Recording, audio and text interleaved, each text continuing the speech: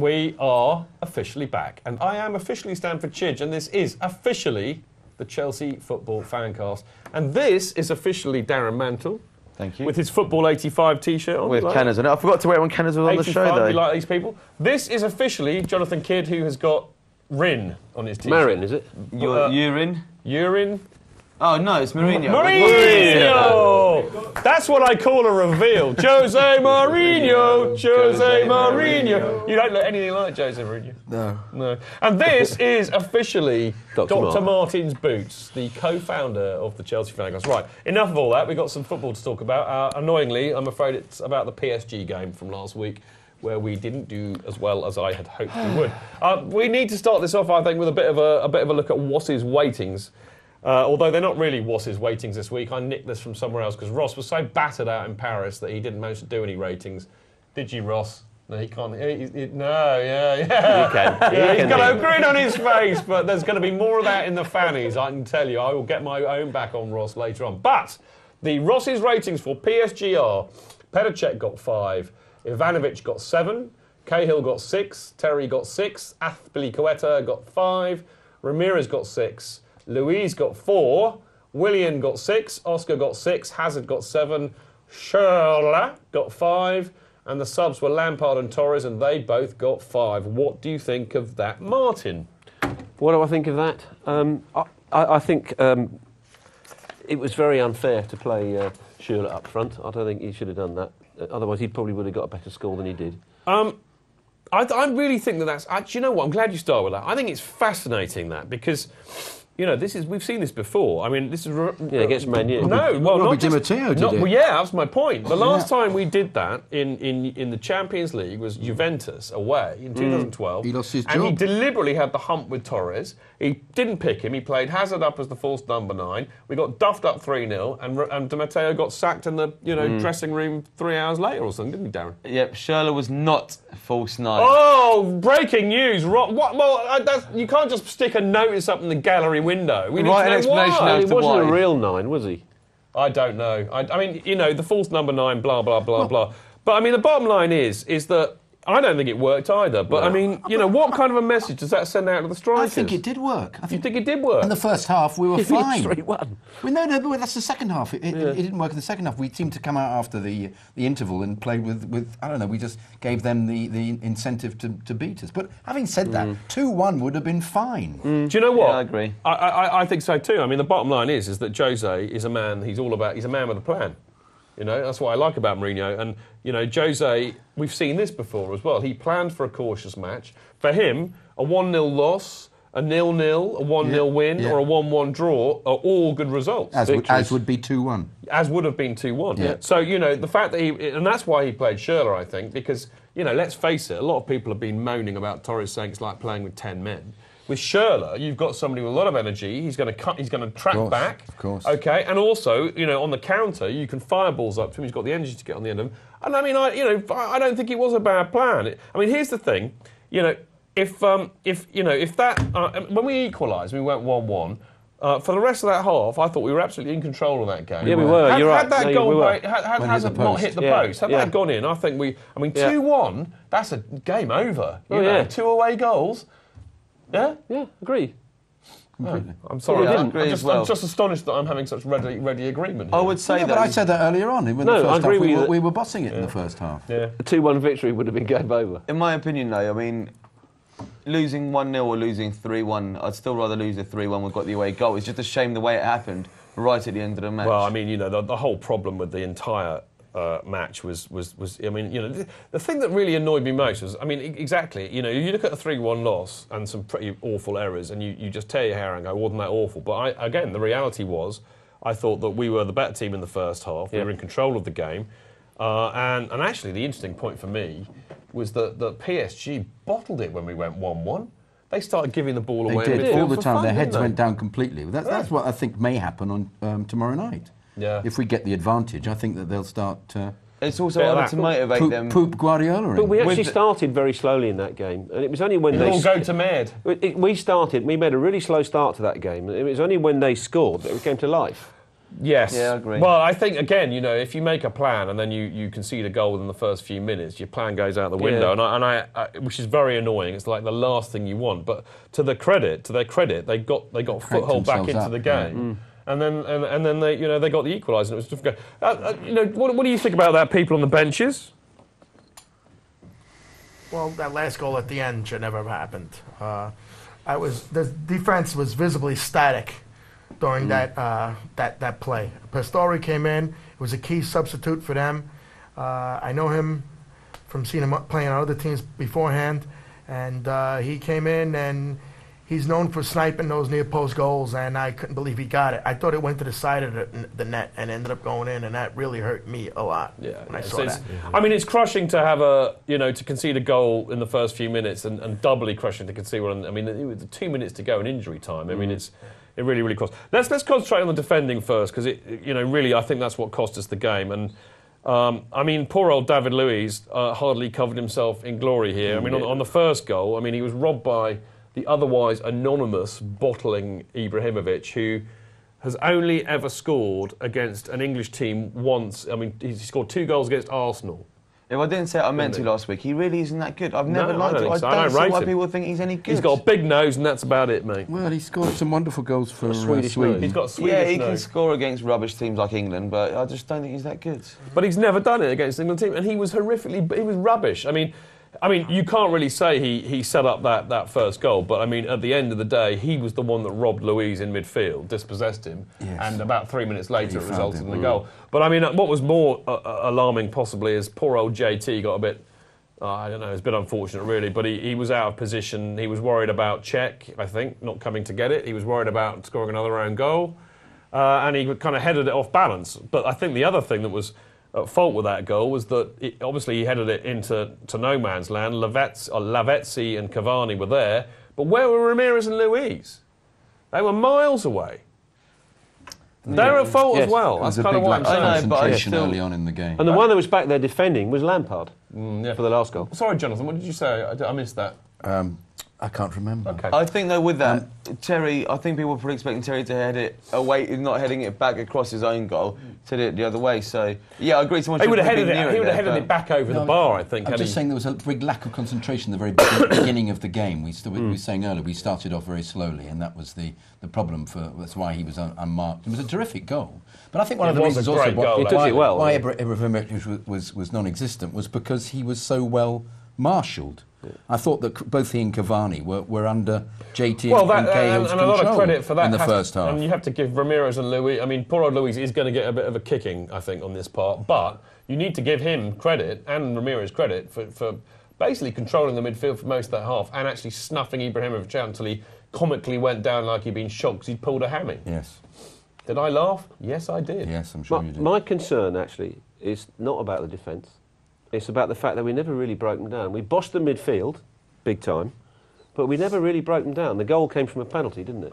It did, and I mean, that was Thiago Silva stupidly, rashly tackling Oscar, who was not going to be first to the ball either. And to be honest, that was a very speculative pass by Willian into nowhere. Well, I don't know, Martin. I think, actually, funnily enough, when they scored their second goal, which we'll talk about specifically in a second, but, when they scored that, I thought the game really opened up. I thought Chelsea suddenly thought, hello, this is not good. We need to try and, basically, 2-1's not bad, but if we can get another one, it's a completely different game. And they actually went up a gear or two, and it was very end-to-end, I thought, the second half. Yeah. And it did open up, and we did have chances. But again, I think the issue was not necessarily creating chances. The issue was actually having a shot or getting away near it. We had a pitifully low number of chances on goal. But I think as the game went on, he was quite happy with 2-1. I think that was that he was. Yeah, I think so. And they weren't actually attacking, and therefore to give the goal away in the last seconds, as it was absolutely. Yeah, well, let's save our pad on that. Let's talk about the second goal, because I think,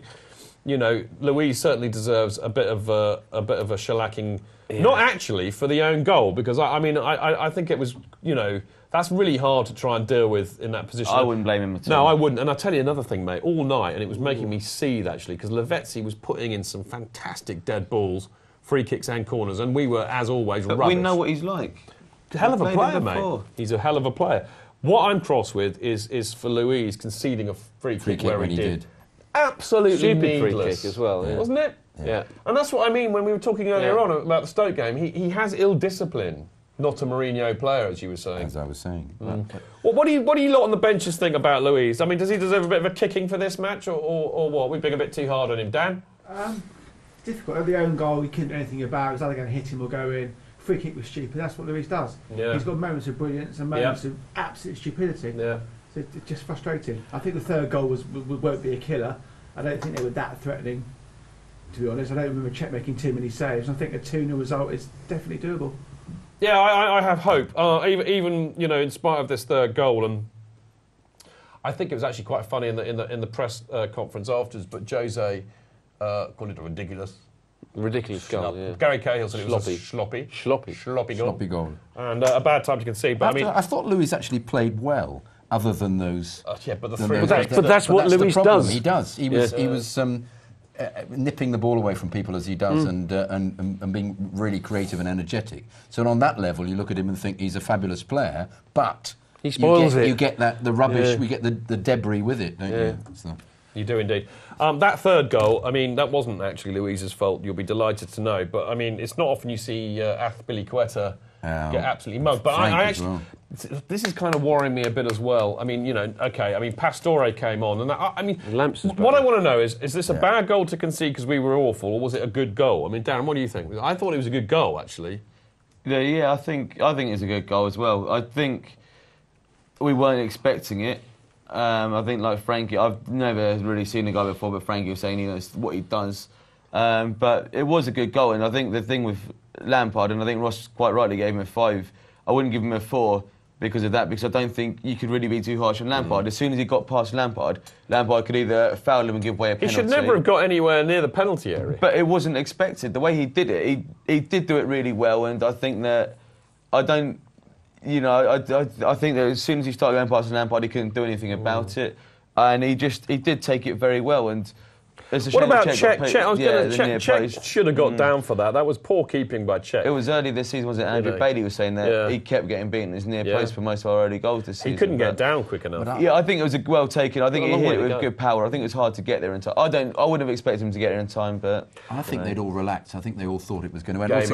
Also because Paris Saint-Germain were actually time wasting. The guy was taking a really long time to take the throws. I think they thought we don't want to give a goal away in the last minute. I just felt the goalkeeper was when he took a goal kick, was putting it at the other side. You thought, why are they taking time to take? They decided 2-1 was enough. Well, I wrote a report and a blog on this for the IB Times. I stuck it on our website. But I said if that had been an English manager, he would have been going absolutely apoplectic with rage at Pastore. So why aren't you just shepherding it out into the corner and standing on the ball? What are you doing running into the penalty area and scoring? Playing football.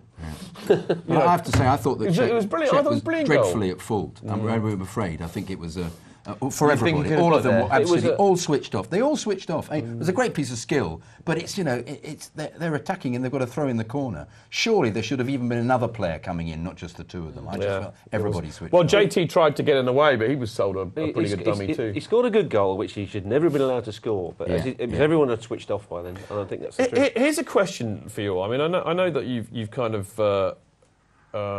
suggested that actually Ramirez and Luiz defensive midfields. I mean, he gave away those mistakes, but actually he kept Ibrahimovic quiet. Ramirez, I thought, great energy, but he's always a booking waiting to happen. And I know a lot of it's kind of not had a good season. Well, a lot of it's kind of it's an occupational hazard for him. I mean, that booking or that foul that he did, he had to foul Lavezzi there, otherwise he was through. So I have sympathy for him there, but when he's on a yellow card, he then makes a real Horlicks of a tackle, which invites a red card. He didn't get sent off, but I just wondered with all of that. I'm in a way, if he was being that cautious and saying, well, I'm quite happy for a 0-0 or a 1-1 or a 1-0, why didn't he pick Mikel? Yeah. Mikel would have been perfect in that situation. He was injured. Was he injured? He was injured. Yeah. All right. That's probably the reason then. That would be why then. Yeah. It was in the paper. It's in the Standard this evening. He was injured. For the PSG game last week? Yeah, and for the Stoke game. OK. Well, Van Winkle played for the reserve. I didn't know that. I'm just trying to think. I don't remember hearing that before the match. I'm still trying to... That's what I didn't think so, but Chad, can you confirm or deny, was Mikel injured for the PSG game? For the PSG game? He was on the bench. He was on the bench. He was on the bench. But he was injured for Stoke, so perhaps that's why he didn't bring him on, because where did he pick the injury up then? Perhaps he didn't want to play him because he was still injured. I don't know, but I just wondered, because I just thought, well, if you're going to be cautious, why did you pick David Luiz, who's always going to be a risk? Bit odd. As I've said many a time before, I thought that someone like Mikel would play in more in away games, and someone else who can attack more, you'd play in the home games, because at home you expect to sort of bring the game to him a lot more than you do for away matches. So yeah, I'm surprised as well actually that he didn't put in Mikel, who is more disciplined, who does stay back, who does defend more, and who isn't anyway as much. Enough of all that. It's all about tomorrow, really, and we've all been there before. I think nearly all of us were at the fantastic Napoli game. Even Frankie was at the Napoli game. Frankie, were you at the Napoli game? Home and away, he went away as well. Good man. Can I just say something about the Paris game for a second? We were all up in the top tier with all these nets around us, which I think are there normally for the away fans. But somehow Chelsea had completely overbooked. So the whole place was absolutely packed to the rafters beyond. I mean, it was just actually ridiculous because everybody was in the gangways, and it caused a lot of ill feeling. And somewhere something went wrong at Chelsea, and I don't know what that happened and all of that. There seemed to be tickets being duplicated, and it was a bit mental out there with the policing and stuff. But also at the end of the game, talking about it, man with weak bladder. You get out. Man of a certain age. Yeah, exactly. Yeah. You're standing around waiting to be let out, and then they let you out and into a very small gate with all of you. Yeah, I heard about 2,000 crammed through, and you get through thinking, oh, we're out now, and there's another very small gate to get out. With the two policemen in the middle of the gates, you just go either side of them. Yeah, and they're all wearing their riot gear, and you go, come on. I'd very much like to talk about tomorrow night because we've got a hell of a match on our hands, and I hope that the atmosphere will be as unbelievably stonking as it was. I mean, that's one of the best atmospheres I've experienced since the ground, modernised. Maybe that Vicenza at home. I think that was probably better. The Liverpool when we qualified under Bates, but just for Abramovich when that was great as well. And the Liverpool in the Champions League. Okay, it's one of the best atmospheres. Oh, it definitely was one of the best. And when Chelsea played Portsmouth in 1963. Oh yeah. I said that was one of the great. The bottom line is we need it to be absolutely stonking in terms of atmosphere, but we also need to score 2 goals. Well, there are 2 sides to this, obviously. Number one, we need to score 2 goals, and I think for me that means that we need to have Eto'o fit, and I think he's a doubt. I think he is.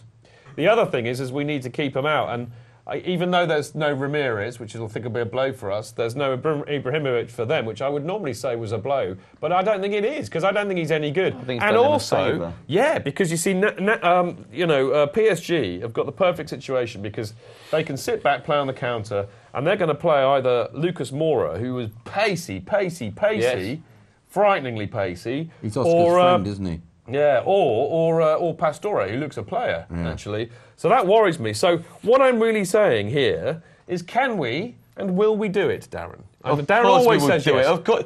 I'm just annoyed, Chicks. I always ask him first, and that's why. I put a bet on Sunday last week. 11... Do you know what's weird? But I'll tell you what. When we played Barcelona at Nou Camp, which weirdly enough, Frankie from New York was also at that one. Chidge kissed me in the lips that time when Torres scored. Don't tell everybody that. When Torres scored that goal in the last minute. No tongues, I hope. I can't confirm. When you can't remember. I'm a passionate guy. What can I say? You'd have been happy with the tongue, wouldn't you, Darren? The day after the Crystal Palace game, I put money on us to win the Champions League at 11-1. Now we're 20-1. I think that people should be putting a bet on that. I just at least stick it each way. Put 50 quid each way. I'll have a shilling on that. If we win it, you'd win £1,000. 50 quid each way. I put it on at 11-1. Put it on at 20-1. I think they'll score, but I think we'll score. I think so. I think I'll be like Napoli. Score! If we when we score one, we'll score more. Do you know what? I'm going to have the final word on this. You haven't given them a word yet? No, because we've run out of time. Will we do it? Yes or no? No, I want to have the final word. Yes, we will. Yes. If he hadn't talked about his ticket and his bladder problems, we'd have had more time. All right, my final word on this is very simple. Either we will win the title, the Premier League title, or we will win the Champions League. That's actually my thoughts as well. I concur. It will be one or the other. Mark my words, people, and go away for this very small break and think about the importance of what Chidge has just said, and then come back and watch us doing fannies and talking nonsense. I cannot wait.